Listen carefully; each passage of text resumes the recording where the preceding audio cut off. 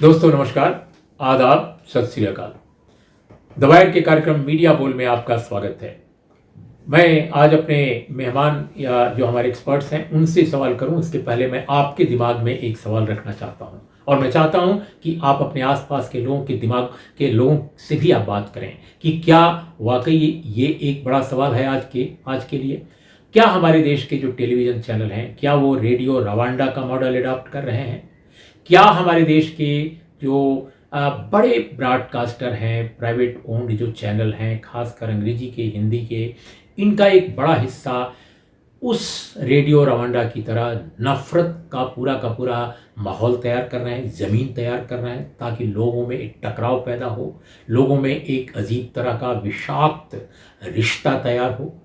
बहुत सारे लोग रेडियो रवांडा के बारे में जानते होंगे, रवांडा मुल्क के भी बारे में जानते होंगे कि किस तरह 93-94 के दरमियान वहाँ पर एक भीषण स्थिति पैदा हो गई थी और जिसका नतीजा ये हुआ कि 94 में कत्लेआम हुआ और उस कत्लेआम में मेजॉरिटी कम्युनिटी की तरफ से माइनॉरिटी जो कम्युनिटी वहाँ की थी उसके बहुत सारे लोगों को मार डाला गया था। और सिर्फ माइनॉरिटी कम्युनिटी के लोगों को ही नहीं मारा गया, मेजॉरिटी कम्युनिटी की तरफ से जो लोग अमन पसंद लोग थे, जो शांति के पसंद करने वाले लोग थे, जो चाहते थे कि इस मुल्क में कोई नफरत ना हो, इस देश में सब कुछ ठीक ठाक ढंग से चले, उन प्रगतिशील उदार लोगों का भी कत्लेआम किया गया था और पूरी दुनिया इस कत्लेआम से सिहर पड़ी।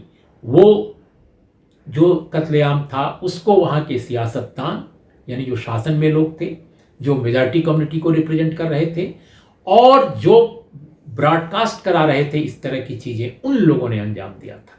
उन लोगों ने एक तरह से मिलजुल कर ये सारा जो खूनी खेल था उसको रचा था। तो क्या हमारे देश के टीवी चैनल, जिनको आप समझते हैं कि बहुत लकदक हैं, बहुत ही अच्छी बातें करते हैं, चाहे वो बड़े चीखते हैं और लगता है जैसे कि उनके पेट में, उनके दिल में कोई दर्द है कि वो चीख रहे हैं आपके लिए, लेकिन सच ये है कि वो नफरत, वो जहर की झाग उगलते हैं। और दोस्तों, मैं सिर्फ 2-3 बातें करके और फिर अपने मेहमानों की तरफ जाता हूँ। अभी एक चैनल है टाइम्स नाउ, उसने कल ही उमर खालिद जो गिरफ्तार किए गए हैं दिल्ली के दंगों के मुलजिम के तौर पे, अभियुक्त के तौर पे, उनके बारे में एक कहानी चलाई। और वो कहानी क्या थी?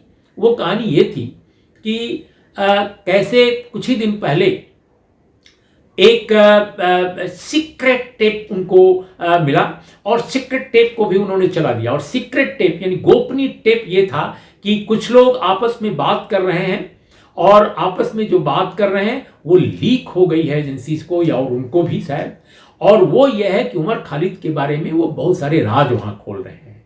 दोस्तों, अब जिन लोगों ने वो टेप या वो वीडियो तैयार किया था, अब वो लोग सामने आ गए, बल्कि उसी समय आ गए, थोड़ी देर बाद। उन्होंने कहा, भैया ये तो फेसबुक लाइव है जो आजकल हर आदमी कर रहा है कोरोना के दौर में, क्योंकि मिलना जुलना कम है, लोगों से बातचीत कम है, तो लोग अपनी सारी बातें आजकल जूम के जरिए वेबसाइट पर करते हैं, फेसबुक पर करते हैं, बातचीत करते रहते हैं। उसी तरह से उसमें तमाम देश के जाने माने इंटेलेक्चुअल्स हैं, एक्टिविस्ट हैं। अभी स्वराज इंडिया ने भी किया है, तमाम जर्नलिस्टों ने, तमाम एक्टिविस्टों ने भी, उस पूरे आर्ट न्यूज ने भी उस वीडियो को डाल दिया है सामने कि भैया ये तो फेसबुक लाइव है, पूरी पब्लिक के लिए, क्यों झूठ बोल रहे हो। लेकिन टेलीविजन चैनल माफी नहीं मांगा है, अभी तक मांगा जहां तक मेरी जानकारी है, और उसको सीक्रेट टेप बता रहा है। तो इस तरह का पर्दाफाश होने के बावजूद बेशर्मी के साथ नफरत फैलाई जा रही है, किस तरह से। और मजे की बात है कि हमारी पुलिस जो है दिल्ली में या कहीं और भी, वो पहले टेलीविजन चैनलों पर जो कहानी गढ़ी जाती है उसी के लाइन पे वो एक्ट करती है। जैसे लगता है कि टेलीविजन चैनलों में और पुलिस में या हमारी शासकीय एजेंसियों में कोई गठबंधन है, बल्कि यूं कहा जाए कि ये सीक्रेट नहीं, ओपन गठबंधन है कि तुम पहले कुछ करोगे फिर हम कुछ करेंगे। दोस्तों, इसी तरह की बात सुदर्शन टीवी एक अजीब चैनल है।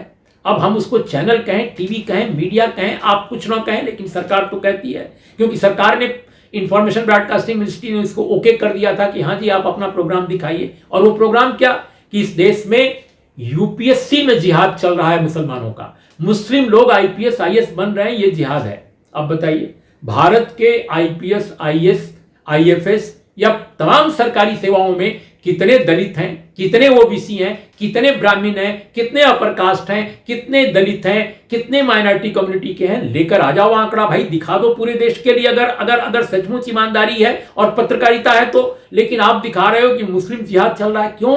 क्योंकि आप दलित के बारे में नहीं बताओगे, क्योंकि आप ओबीसी के बारे में नहीं बताओगे, आपको सबको हिंदू मुसलमान में बांटना है। तो ये अभी जब मैं आपसे बात कर रहा हूं तो सुप्रीम कोर्ट ऑफ इंडिया में इस पर सुनवाई चल रही है।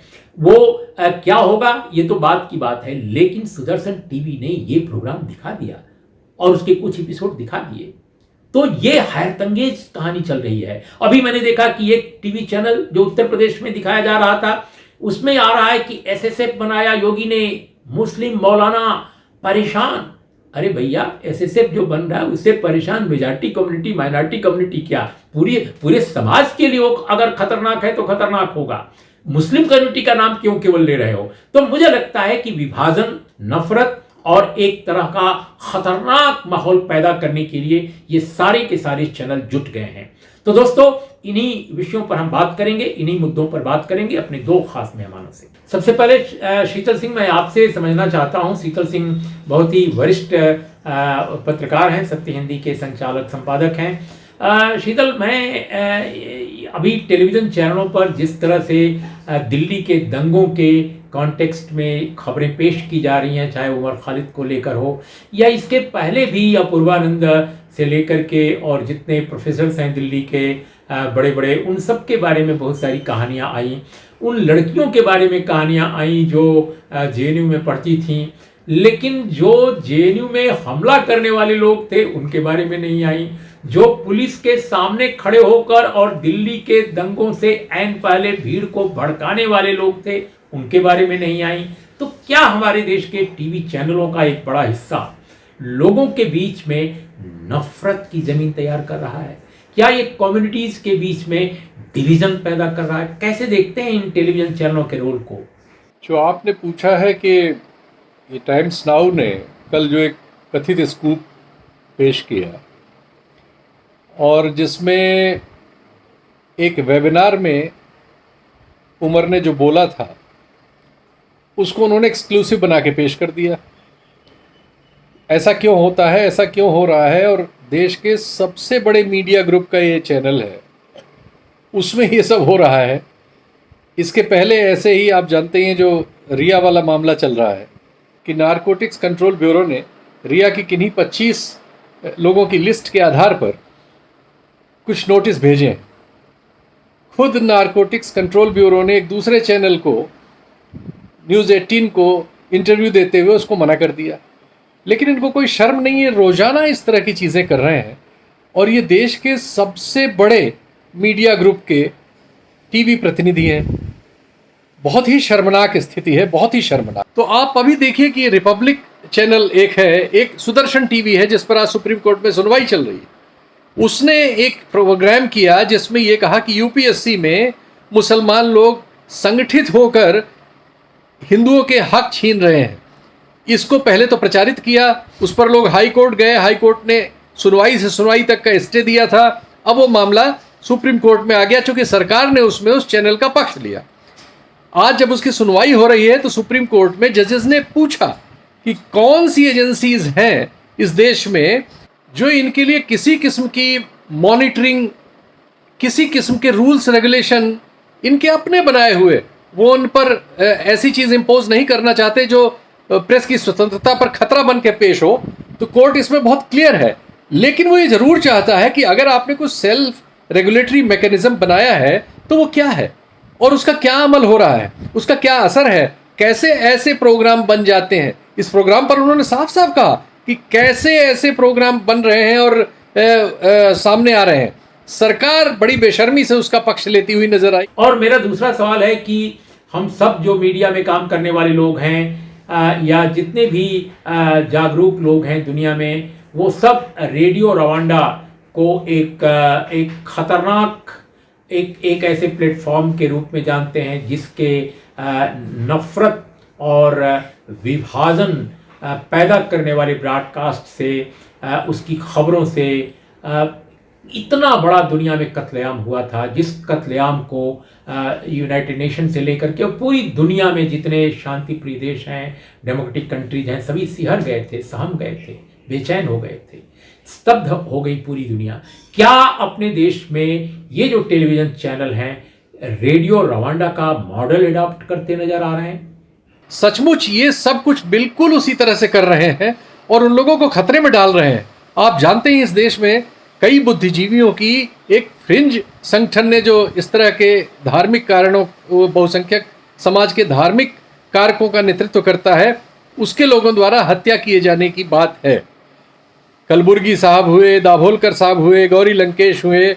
देश के समझदार लोगों के खिलाफ, लिबरल, लेफ्ट और सामान्य ज्ञान रखने वाले लोगों के खिलाफ, पढ़े लिखे लोगों के खिलाफ, रिटायर्ड अफसरों के खिलाफ, बुद्धिजीवियों के खिलाफ, प्रोफेसरों के खिलाफ जो टीवी मीडिया में लगातार एक शाब्दिक हिंसा और प्रोग्रामजत हिंसा उकसाने का व्यवहार हो रहा है, वो बहुत खतरनाक स्थिति है।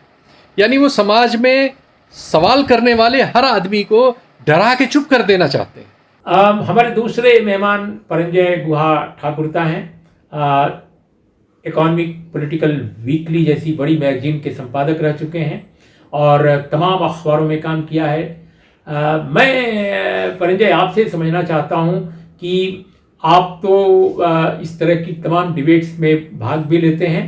आप ने टेलीविज़न चैनल पर जब प्रोग्राम कल स्वयं देखा, महसूस किया, कैसा लगा आपको कि जिस तरह से उमर खालिद को लेकर और तमाम अन्य लोगों को लेकर जिस तरह की बात कही जा रही थी और जो तुरंत जिसका पर्दाफाश भी हो गया कि कैसे वो एक फेसबुक लाइव था और उसको एक सीक्रेट टेप बता करके पूरे समाज में जिस तरह से दुष्प्रचार किया जा रहा है। और ये कोई पहली बार नहीं है। सुदर्शन टीवी को ले लीजिए, आप आज तक को ले लीजिए, बहुत सारे ऐसे प्रोग्राम्स, तरह तरह की बातें जो की जाती हैं टेलीविज़नों में। क्या इनका एक खतरा ये नज़र आता है कि रेडियो रवांडा की तरह हमारे देश में एक फिरका परस्ती, एक कम्युनल डिवाइड पैदा किया जा रहा है जो कभी भी विस्फोटक रूप ले सकता है? और इस पर ऐसा लगता है कि हमारी सत्ता मशीनरी जो है वो बिल्कुल ऐसा लगता है कि वो आगाह नहीं है, बिल्कुल सचेत नहीं है, बल्कि वो लगता है कि उसमें इन्वॉल्व है, उसमें गठबंधन जैसे लगता है कि सबका बन गया है। अत्यंत दुख की बात है कि कुछ ऐसा टेलीविजन चैनल है आज भारतवर्ष में जो आज उनके दर्शक और लोगों के मन के बीच जहर, विष फैला दिया, सांप्रदायिक विष फैला दिया। मैं नाम करना चाहता हूं। कभी कभी ये टेलीविजन चैनल हमें भी बुलाते हैं, जैसे टाइम्स नाउ, फिर बात नहीं करने देते ज्यादा समय तक। रिपब्लिक नहीं बुलाया हमें अभी तक। रिपब्लिक है, आज तक का एक हिस्सा है, आज तक का कुछ ऐसा संचालक है, न्यूज नेशन, और भी ऐसा एक चैनल है। और वो मैं कहूं कि ये सारे चैनल के साथ हम एक साथ तुलना कर सकते हैं। ये है सुदर्शन टीवी। ऐसा खबर घुमा के फिरा के ऐसा सूचना दिखाते पाते कि आज भारतवर्ष के और भारतीय नागरिक के सबसे बड़ा दुश्मन है मुसलमान। इन लोग भूल जाते हैं कि हमारे देश में हर 7 नागरिक में 1 नागरिक मुसलमान है। और जिस तरह से सूचना घुमा के फिरा के इसको एक नया रूप, रंग दे के इन लोग दिखाते हैं, हमें कभी कभी लगता है कि सचमुच इन लोग, ये जो अपने आप को पत्रकार कहते हैं, अपने आप को टेलीविजन के छोटा पर्दा में संचालक करते हैं, ये सचमुच पत्रकारिता है? इन लोग कभी संविधान पढ़ा? हमारे देश में संविधान में क्या लिखा है उन्होंने कभी पढ़ा है इन्होंने? धर्मनिरपेक्षता, ये जो शब्द है, इसका माने, इसका मतलब क्या है, इनको मालूम है? और अत्यंत दुख की बात है कि ये सारे चैनल को मदद मिलता है कुछ लोगों से जो आज भारतीय जनता पार्टी को समर्थन करते हैं, हमारे मोदी जी का सरकार को समर्थन करते हैं। और जैसे सोशल मीडिया में, जैसे व्हाट्सएप, फेसबुक, ऐसे माध्यम में तो एकदम झूठा खबर, गलत खबर, हिंसा भरा, घृणा भरा खबर इन लोग वितरण करते फैलाते हैं। मगर टेलीविजन का माध्यम से जब इन लोग एक ही काम करते हैं और सबके सामने दिखाने चाहते हैं कि हाँ, ये लव जिहाद हो रहे हैं, ये इन लोग, कुछ लोग हैं भारतवर्ष के लोग जो हिंदू राष्ट्र के खिलाफ हैं, और मैं समझता हूं एक तरह से हमारे देश 75 साल पीछे चले गए, 80 साल पीछे चले गए, जब ये देश का एक विभाजन हुई थी। जिस समय मैं बंगाली हूं, मैं, मेरा पिताजी, मेरा माँ जो अभी गुजर गए हैं, उनके उनके उनके मुंह से मैंने कहानी सुना किस तरह से सांप्रदायिक शक्ति फैल गया था लोगों के अंदर। कलकत्ता में हिंदू मुसलमान दंगा चला था सालों भर, पंजाब में भी हुई थी। एक तरह से हम लग रहे हैं हम पीछे चले गए, आज पूरा देश पीछे चल गया है, और इसके पीछे बहुत बड़ा भूमिका है हमारे देश के सुदर्शन टीवी, जो अभी सुप्रीम कोर्ट में बड़ा मामला चल रहा है। आप क्या कहना चाहते हैं कि हमारे जो यूपीएससी है, यूनियन पब्लिक सर्विस कमीशन है, इसमें भी कुछ गड़बड़ हो गया कि एक समुदाय के लोग, एक तरीका के लोग, जो उनका जो अपना एक धर्म है, उनको मदद मिल रही। मैं समझता हूं एकदम ये जो झूठ भी नहीं है, एक तरह से इन लोग एक षड्यंत्र देख रहे हैं जहां पे षड्यंत्र है ही नहीं, और उनका एक ही लक्ष्य है, लोगों के अंदर, युवाओं के अंदर, टेलीविजन के छोटे पर्दे में जो उनका कार्यक्रम देखते हैं, इनका दर्शक के मन के अंदर हिंसा, जहर, विष फैलाने के लिए जो संविधान में जो 19(1)(a) धारा है, जिसमें वो अभिव्यक्ति का स्वतंत्रता का बात किया है। अभिव्यक्ति का स्वतंत्रता हर नागरिक का एक मौलिक अधिकार है, मगर इसका 19(2) भी है जो रीजनेबल रिस्ट्रिक्शंस है, जो युक्तिगत एक प्रतिबंधन भी लग सकता है ये मौलिक अधिकार के ऊपर, मगर इस अधिकार का दुरुपयोग कुछ लोग कर रहे हैं। वो अपने आप को कहते हैं कि आप कुछ कह सकते हैं, मैं कुछ नहीं कह सकता। नहीं, ये ठीक नहीं है। ये जो तर्क दिखाते हैं, जो युक्ति दिखाते हैं, ये एकदम गलत है। आज भारतवर्ष में कानून में लिखा हुआ है कि आप अगर हिंसा फैलाने का, घृणा फैलाने के लिए, घृणा भरा जो बात है, ये अगर एक सार्वजनिक मंच जैसे एक टेलीविजन चैनल के माध्यम से, ये गैर कानूनी है। हमारे जो इंडियन पीनल कोड है, हमारे जो कोड ऑफ क्रिमिनल प्रोसीजर है, ये सारे कानून को आप उल्लंघन कर रहे हैं।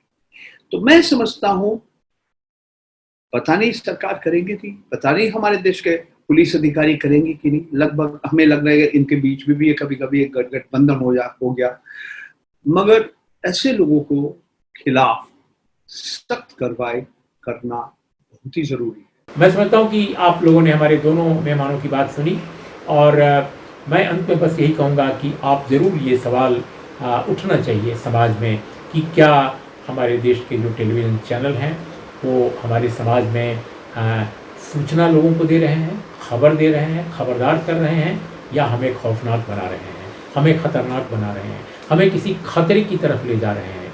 इन्हीं शब्दों के साथ आज की चर्चा का समापन करता हूँ। नमस्कार, आदाब, सत श्री अकाल।